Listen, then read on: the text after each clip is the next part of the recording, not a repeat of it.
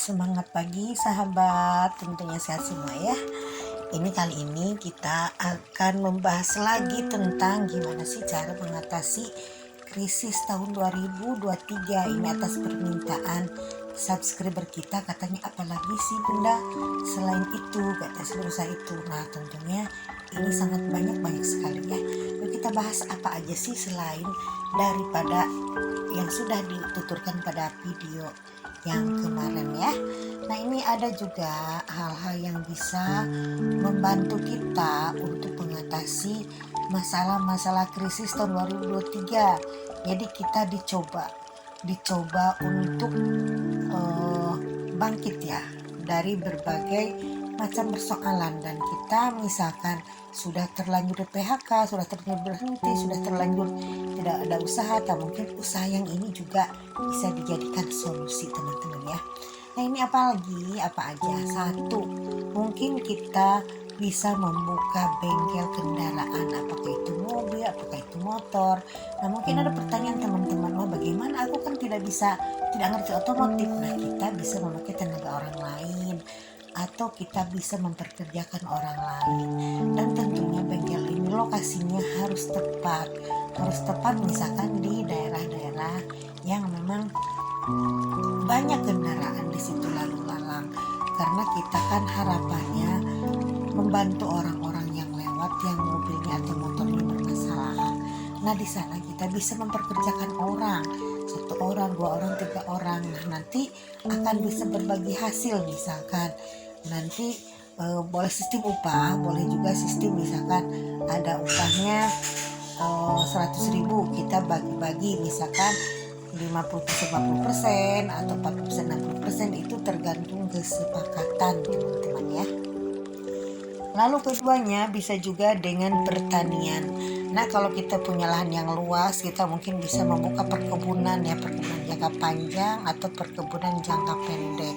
Perkebunan jangka panjang itu seperti apa? Seperti misalkan menanam pohon karet, menanam sawit, atau menanam sayuran-sayuran jangka pendek seperti stroberi, seperti misalkan sawi, kangkung, atau hal yang lain. Banyak sekali hal yang kita bisa lakukan kalau ada tanah. Nah terus ada solusinya gimana? Kalau misalkan saya kan tidak punya tanah bunda, itu bisa dengan apa? Sekarang tanah sewaan itu ada di mana-mana, baik di tanah perkebunan atau di pegunungan atau dimanapun. Yang penting kita bisa mencari relasinya ada di mana, daerah mana. Dan itu sudah saya coba ke daerah Ciwidey, juga di Bandung ya, di daerah pertanian itu, di gunung-gunung itu banyak tanah-tanah sewaan. Juga di tempat-tempat yang lainnya tentunya ada juga teman-teman ya. Yang penting ada kemauan, pasti ada jalan.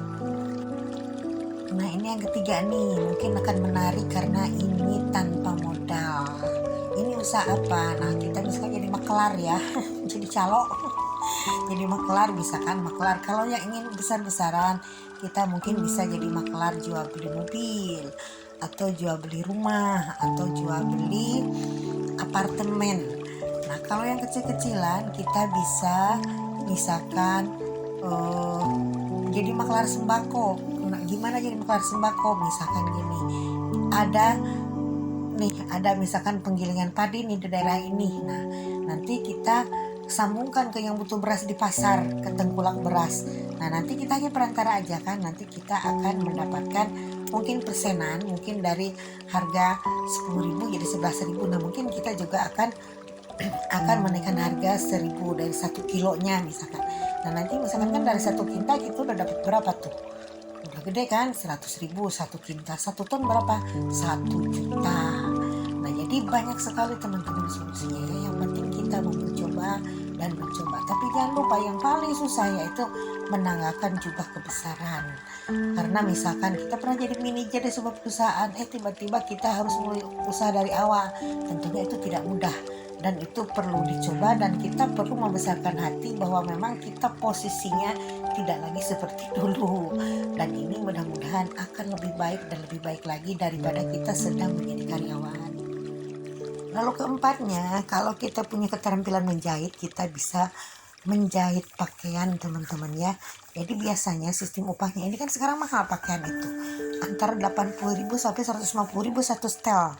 Nah kalau misalkan kita tidak punya kepandaian menjahit, kita bisa mempekerjakan orang yang punya skill menjahit. Misalkan di kampung-kampung kan banyak tuh ya yang bisa menjahit, tapi dia tidak bisa membuka usaha karena tidak ada modal untuk beli mesin jahit.